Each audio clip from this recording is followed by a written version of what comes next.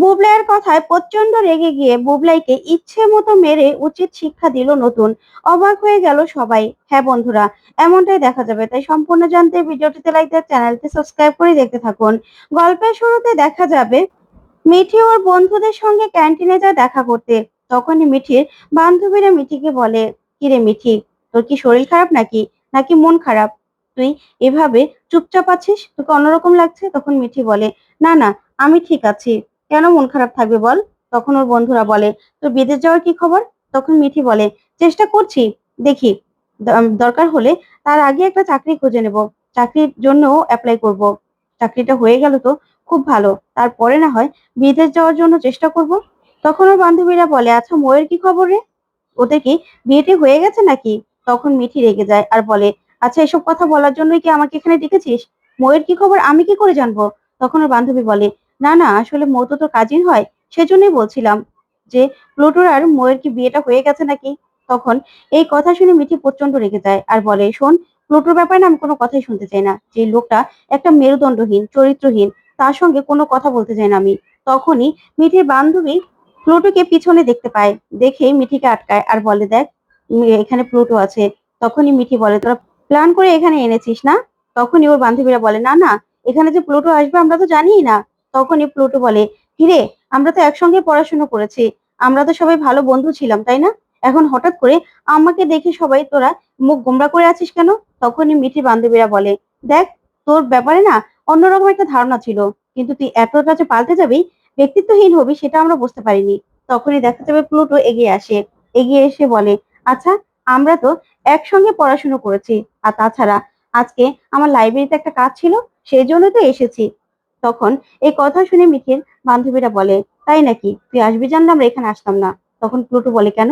তখন মিঠিকে বলে, আচ্ছা মিঠি, আমাকে নিয়ে কথা হচ্ছিল শুনলাম। তখন মিঠি বলে, শোন, তোকে নিয়ে না আমার কথা বলার কোনো ইচ্ছে ছিল না। তখন মিঠি বান্ধবীরা বলে, দেখ প্লুটো, তুই যেটা করেছিস সেটা কিন্তু অনেক খারাপ একটা কাজ করেছিস। তুই ওর কাজিনের সঙ্গে প্রেমের সম্পর্ক রেখেছিস, সেটা জানতে পারলে কোন মেয়ে তোর সঙ্গে সম্পর্ক রাখবে বলতো? তোকে ব্যক্তিত্বহীন, চরিত্রহীন ছাড়া আর কি বলবে? তখন প্লুটো বলে, দেখ, তোরা ভুল ভাবছিস। আসলে ময়ের সঙ্গে আমার কোনোদিন কোনো সম্পর্ক ছিলও না, আর কোনোদিন কোনো সম্পর্ক নেইও। কিন্তু সেটা সেটা কোনোদিনও মিঠি বুঝতে পারেনি। মিঠি আমাকে অযথা ভুল বুঝেছে। তখন মিঠি বলে, শোন, তোর সঙ্গে আমি কোনো কথাও বলতে চাই না, আর তোকে না আমি ভুল বুঝতেও চাই না। তোর সঙ্গে আমার কোনো রকম কোনো সম্পর্ক নেই। আমি এই ইউনিভার্সিটির জীবনটাই ভুলে যেতে চাই। তখনই প্লুটো বলে, কেন? তোর সঙ্গে তো আমার নার্সারি থেকে সম্পর্ক, পরিচয়। তখন মিঠি বলে, সেটা হলেও এই ইউনিভার্সিটিতে তো আমাদের সম্পর্কটা একটু এগিয়েছিল, আর অন্যরকমও হয়েছিল, আর এখানেই আবার সম্পর্কটা ভেঙেও গিয়েছিল। তারপরে মিঠির বান্ধবী বলে, দেখ প্লুটো, তোর থেকে কিন্তু আমরা এটা আশা করিনি। তোদের নিয়ে আমরা কিন্তু খুব গর্ব করতাম যে তোদের কাপড়টা খুব ভালো, কিন্তু তুই এরকম একটা কাজ করবি, তুই চিট করবি, সেটা কোনোদিনও ভাবতে পারিনি। তখনই প্লুটো বলে, দেখ, তোদের কতবার বোঝাবো, আমি কোনো চিট করিনি। আমাকে মিঠি ভুল বুঝেছে, মিঠি আমাকে বুঝতে পারেনি, আমাদের সম্পর্কটা নষ্ট করে দিয়েছে। তখন মিঠি বলে, আচ্ছা, তুই এখনো দাঁড়িয়ে দাঁড়িয়ে এসব কথা বলবি? তুই এখানে আসবি জানলে আমি কোনোদিনও এখানে আসতাম না। শোন, তোর সঙ্গে না আমার এই নিয়ে কোনো কথা বলার কোনো ইচ্ছে নেই। হ্যাঁ, তুই আসলেই আসলে একটা ব্যক্তিত্বহীন ছেলে, তোকে, তোর কোনো ব্যক্তিত্বই নেই। তখন এই কথাতেই প্লুটো খুব মন খারাপ করে। তারপরে প্লুটো বলে, মিঠি, তুই আমার উপর রেগে আছিস আমি জানি, কিন্তু বিশ্বাস কর, বিশ্বাস কর যে আমার সঙ্গে, মোর সঙ্গে কোনো রকম কোনো সম্পর্কই নেই। তখন মিঠি বলে, ওই কথাগুলো না আমি শুনতে চাই না। তখন মিঠি বান্ধবীরা বলে, শোন প্লুটো, তুই যেটা করেছিস না, তাতে না তোকে ব্যক্তিত্বহীনই মনে হয়। তোর কোনো ব্যক্তিত্ব থাকলে এরকম একটা কাজ করতে পারতি না। তুই মিঠির সঙ্গে সম্পর্ক রেখে আবার ময়ের সঙ্গে কেন জড়ালি? আর তোকে যেখানে দেখা যায় না কেন, ময়ের সঙ্গেই তো দেখা যায়, ময়ের সঙ্গে আঠার মতো লেগে থাকিস, তখন তো কিছু বলতে পারিস না মেয়েটাকে, তাই তো তোকে ব্যক্তিত্বহীন বলে। তখনই প্লুটো নিজের বন্ধুকে ডাকে আর ডেকেই বলে, এটা আমার বন্ধু, ও বিদেশে থাকে। তখনই ও মিঠিকে বলে, আসলে আমার কাছে না প্লুটো অনেক গল্প করতো, তোমার কথা বলতো, আর বলতো যেখানে আসলে তোমার সঙ্গে দেখা করাবে। তখনই মিঠির বান্ধবী বলে, কেন? তোমার কাছে ময়ের কথা বলেনি বুঝি? মও তো ওর বন্ধু, ময়ের সঙ্গে তো ও প্রেম করছে, ও মিঠির সঙ্গে চিট করে ময়ের সঙ্গে সম্পর্ক করেছে।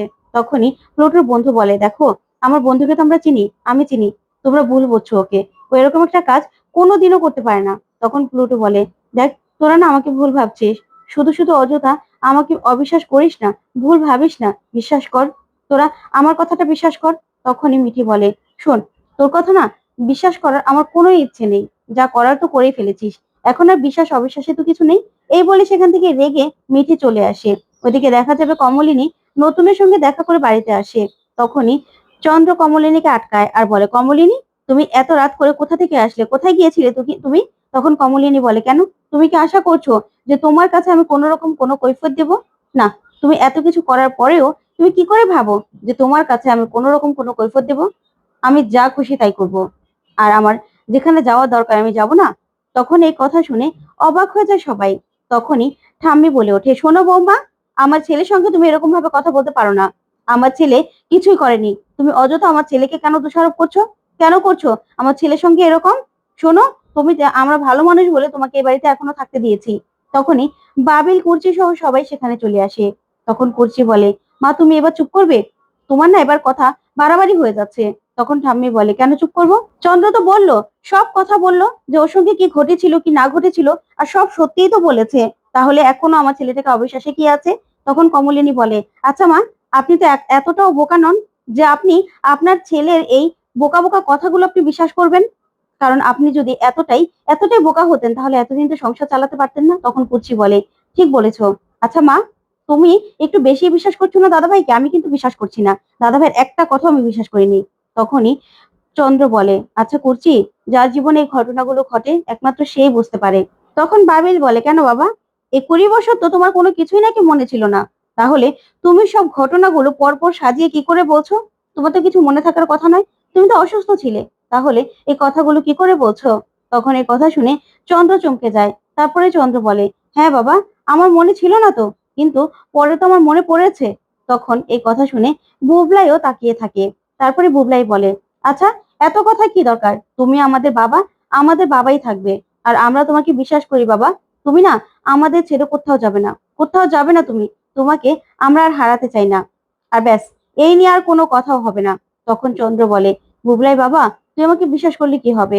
তোর মা তো আমাকে বিশ্বাস করে না। তোর মা তো আমাকে ডিভোর্স দেওয়ার জন্য উঠে পড়ে লেগেছে। সেটাই তো আমার কাছে বেশি কষ্টের। এত বছর পরে আমি বাড়িতে ফিরে আসলাম, কিন্তু আমার বউই আমাকে বিশ্বাস করছে না। আমার ছেলে মেয়েরা বিশ্বাস করলে কি হবে?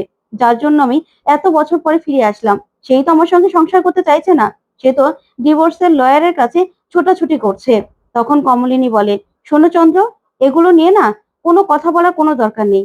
তুমি নিজেও জানো যে তুমি কেন ফিরে এসেছো। আর তাছাড়া তোমার ওই যে বউ বাচ্চা, তারা নিশ্চয়ই কাছে কোনো হোটেলে তাদেরকে জায়গা করে দিয়েছো, আর এখানে এসেছো নাটক করতে, তাই তো? তোমার বউ বাচ্চারা তো এখানেই আছে, নাটক না করলে ভালো লাগছে না? তখন এই কথা শুনে চন্দ্র মিটিমিটি হাসে আর বলে, কমলিনী, তুমি আমাকে কোনোদিনও বিশ্বাস করলে না, তাই না? কিন্তু তুমি কোথায় গিয়েছিলে? তখন কমলিনী বলে, শোনো, তোমাকে আমি কেনই বা বিশ্বাস করব? তুমি যে কথাগুলো বলেছো না, একটাও বিশ্বাসযোগ্য কথা নয়। আর তোমার কথাগুলো অন্য কেউ বিশ্বাস করলেও আমি কিন্তু তোমার একটা কথা বিশ্বাস করি না। তুমি বোকা বোকা কথা বললেই হবে? তোমাদের সাজানো নাটকগুলো না আমি ঠিক বুঝতে পারি। তখন এই কথা শুনে ঠাম্মি বলে, শোনো বৌমা, তুমি না একদম বাড়াবাড়ি করবে না। আর তাছাড়া আমার আলমারির মধ্যে যে দলিলটা ছিল, সেই দলিলটা কোথায়? হ্যাঁ, এই বাড়িটা যখন নতুন আমাদের লিখেই দিয়েছে, তাহলে তাহলে সেই দলিল কোথায়? তখন কমলিনী বলে, সেই দলিল তার পাবেন না মা আপনি। সেই দলিল, যার দলিল তার হাতে পৌঁছে গেছে। তখন এই কথা শুনে চমকে যায় সবাই। তখন ঠাম্মি বলে, কি, তুমি নতুনের দলিল নতুনকে দিয়ে এসেছো? তখন কমলিনী বলে, হ্যাঁ মা, যার দলিল আপনি তো যার বাড়ি তাকে দিয়ে দিবেনই ভাবছিলেন, তাকে দিয়ে দেওয়ার সিদ্ধান্ত নিয়েছিলেন, তাহলে এখন আমি দিয়ে দিয়েছি, তাতে কি সমস্যা বলুন তো? তাতে তো কোনো সমস্যা নেই। তখন ঠাম্মি বলে, না, আমি আমি ঠিক করেছিলাম নতুন যে আমাকে বাড়িটা দিয়ে দিয়েছে, হ্যাঁ আমি ঠিক করেছিলাম ওকে দেব, কিন্তু না, এখন আমার অংশটা আমি চাঁদুকে দিয়ে দেব। তখনই কমলিনী বলে, বাহ, এতদিনে আপনার আসল রূপটা বেরিয়ে আসলো মা। অন্যের জিনিস নিজের নামে করে নেবেন, সেটা খারাপ লাগে না? অন্যের জিনিস নিজের করে নিতেই বা যাবেন কেন? তখন এই কথাতেই বুবলাই বুবলাই আর অবাক হয়ে যায়। তখনই বর্ষা বলে, আচ্ছা মা, নতুন কাকুকে যদি দলিলটা দেবেনি, তাহলে এখানে ডাকলেই তো হতো। আপনার গিয়ে তারপরে আলাদা করে দেখা করে নতুন কাকুকে দলিলটা কেন দিতে হলো বলুন তো? কেন দিতে গেলেন একা আলাদা করে দেখা করে? তখনই কমলিনী রেগে যায় আর বলে, শোনো বর্ষা, তোমার থেকে না কোনো রকম কোনো সাজেশন আমি নেব না। আর আমি কি করব না করব সেটা আমি ঠিক করব। তুমি বলার কে? তুমি এসব কথা কেন বলছো? তখন এই কথাতে চন্দ্র বলে, আচ্ছা কুমু, তুমি নতুনের সঙ্গে আলাদা করে দেখা করতে গিয়েছিলে, দেখা করে দলিল দিয়ে আসতে গিয়েছিলে? তখন বুবলাই বলে, মা, এই নিয়ে এত কিছু ঘটলো, তারপরেও তুমি এই কাজটাই করছো? বাবা তুমি জানো না, এই নিয়ে অনেক কিছু এই বাড়িতে ঘটেছে। তখন এই কথাতেই অবাক হয়ে যায় কমলিনী। তখনই দেখা যাবে চন্দ্র বলে, আচ্ছা, নতুন তো এই বাড়িটা দিয়ে দিয়েছে, তাহলে এই বাড়িটা এখন আবার ফিরিয়ে দেওয়ার কি হলো? তখন কমলিনী বলে, হ্যাঁ, যার বাড়ি তাকে ফিরিয়ে দেব। আর নতুন নতুন ঠাকুরপো, নতুন ঠাকুরপোর বাড়ি নতুন ঠাকুরপোকে ফিরিয়ে দেবো না, তাহলে কাকে ফিরিয়ে দেবো মা? আপনিও তো বলেছিলেন। তখন ঠাম্মি বলে, না, যে আমাদের বাড়িটা দিয়ে দিয়েছে তাকে আবার ফেরত দিতে হবে কেন? তখন কুর্চি বলে, মা, তোমার ন্যূনতম মনুষ্যত্ব বোধ নেই না? তুমি এতটা পাল্টে যেতে পারো কি করে? আমি তো সেটাই বুঝতে পারছি না। তখন মিঠি বলে, আচ্ছা ঠাম্মি, অন্যের দেওয়া জিনিস নিতে খারাপ লাগছে না তোমার? খারাপ লাগছে না? তখন ঠাম্মি বলে, না, আমার খারাপ লাগছে না। এসব কথা আমাকে শোনানোর কোনো দরকার নেই। এখন আমার চাদু ফিরে এসেছে, আমার অংশটা আমার চাদুই পাবে। তখন কমলিনী বলে, না মা, সেটা তো আর হচ্ছে না। আপনার আপনার চাদু কোথা থেকে এত বছর পরে ফিরে এসেছে, তারপরে আপনার চাদু যে সেই অংশটা নিয়ে নেবে, সেটা তো হবে না। আর তাছাড়া তাছাড়া আপনাদের সবার দায়িত্ব যেই মানুষটা পালন করেছে, আপনার খারাপ লাগে না সেই মানুষটার বিরুদ্ধে গিয়ে এসব কথা বলতে? তখন মিঠি বলে, হ্যাঁ ঠাকুমা, আমি না অবাক হয়ে যাচ্ছি। তুমি তুমি কি করে এতটা পাল্টে যেতে পারো, সেটাই তো বুঝতে পারছি না। তখন চন্দ্র বলে, আচ্ছা কুমু, তা তোমার নতুনের সঙ্গে দেখা করেই বা এই দলিলটা ফেরত দিতে হলো কেন? আর তাছাড়া যেই দলিলটা, যে বাড়িটা এই বাড়ি তোমাদের নামে লিখে দিয়েছে, সেই বাড়িটা আবার ফেরত দিতেই বা হবে কেন? তখনই বুবলাই বলে, তুমি বুঝতে পারছো না বাবা, এখানে তো অনেক কিছু আছে। আর তাছাড়া বাড়িটা তো মায়ের নামে একাই দিত, মানুষ খারাপ বলবে বলেই তখন ঠাম্মির নামে অর্ধেক দিয়েছিল। আর এখন এখন তো বাড়িটা সে ফেরত নেবেই, তাই না? তখন কমলিনী বলে, হ্যাঁ বুবলাই, খুব ভালো বুঝতে পেরেছিস। তোরা যে কতটা স্বার্থপর তোর কথাই বোঝা যাচ্ছে। যে মানুষটা ছোট থেকে তোদের বড় করেছে, যে মানুষটা বাড়িতে দাঁড়িয়ে আছিস, বড় হয়েছিস, সে মানুষটা সম্পর্কে এসব কথা বলতে খারাপ লাগে না? খারাপ লাগে না তোর? তখন বুবলাই বলে, কেন খারাপ লাগবে মা? কেন খারাপ লাগবে? এই বাড়ি থেকে আমাদের উচ্ছেদ করবে? নতুন কাকু আসুক না এই বাড়ি থেকে আমাদের উচ্ছেদ করতে, আমিও দেখে নেব কি করে উচ্ছেদ করে। ছোটবেলা থেকে এই বাড়ি থেকে আমরা বড় হয়েছি, এই বাড়ি থেকে আমাদের কিছুতে উচ্ছেদ করতে পারবে না। তখন কমলিনী হাসে আর বলে, এই তো এই তো আসল রূপটা বেরিয়ে এসেছে। আসলে আমিও তো ভাবি যে তুই এরকম কি করে হলি। না হলে বাবিল নিজের ভুলটা বুঝতে পারলো, মিঠিও বুঝতে পারলো, কিন্তু তুই তুই বুঝতে পারিসনি। তোর থেকে আমি আশাও করি না। আসলে তোর বাবার রক্ত বইছে তো তোর শরীরে, তার জন্যই তুই একদম বুঝতে পারিসনি। যে মানুষটা ছোট থেকে তোদের কষ্ট করে বড় করেছে, এই বাড়িটা কিনে দিয়েছে, সে মানুষের সম্পর্কে এসব কথা বলতে খারাপ লাগে না? তখনই মিঠিল আর নতুন সেখানে আসে। তখন মিঠিল বলে, কাকিমা, নতুন কাকুর সঙ্গে দেখা হয়েছিল, তাই জোর করে নতুন কাকুকে নিয়ে আসলাম ওইদিকে। তখনই চন্দ্র নতুনকে বলে, আচ্ছা নতুন, তোর খারাপ লাগছে না যে বাড়িটা তুই ওদের নামে লিখে দিয়েছিলি, সেই বাড়িটা তুই আবার ফেরত নিয়ে নিলি, সেই বাড়ির দলিলটা কমলের থেকে নিয়ে নিলি? তখন নতুন বলে, ভাগ্যিস ওই দলিলটা নিয়ে নিয়েছিলাম, না হলে তো আর নিতেও পারতাম না। তখন এই কথা শুনে চন্দ্র চমকে যায় আর বলে, মানে কি বলছিস তুই? তখন নতুন বলে, হ্যাঁ, তুই যা কীর্তি করে বেরিয়েছিস, আর কি বলবো, তুই যা যা করেছিস তার তো আর তুলনাই হয় না। তাই এখন আমার বাড়ি, আমি কি করব না করব সেটা তো আমি বুঝে নেব। তখনই এই কথাতে বুবলাই রেগে যায় আর রেগে গিয়ে বলে, কেন নতুন কাকু, এতদিন এই বাড়িটা তো কিনে দিয়েছিল আমার মায়ের জন্য, আমার মাকে পাবে বলে। এখন বাড়িটা কেড়ে নিচ্ছ, পরে আমার মাকে কেড়ে নেবে, তাই তো? তোমার তো এটাই এটাই আশা, তুমি তো এটাই চাইছো তাই না? বলো, বলো, তুমি তো এটাই চাইছো। তখনই এই কথাগুলো নতুন বুবলাইয়ের মুখে শুনে প্রচন্ড রেগে যায় আর বলে, উত্তর চাই তো না? উত্তর চাই? তখন বুবলাই বলে, হ্যাঁ উত্তর দাও। তখনই নতুন ইচ্ছে মতো ইচ্ছে মতো থাপ্পড় দিতে থাকে বুবলাইকে, যা দেখে সেখানে থাকা সবাই চমকে যায়। তখনই বর্ষা এসে তাড়াতাড়ি করে নতুনকে আটকায় আর বুবলাইকে ধরে আর বলে, নতুন কাকু, এসব আপনি কি করছেন? তখন নতুন বলে, ও তো উত্তর চাই না, উত্তর দিচ্ছি। তখন সবাই অবাক হয়ে যায়। তো বন্ধুরা, আজকে যে বুবলাইকে চড় মারা তোমাদের কাছে কেমন লাগলো অবশ্যই কমেন্ট করে জানাতে ভুলবে না। ধন্যবাদ।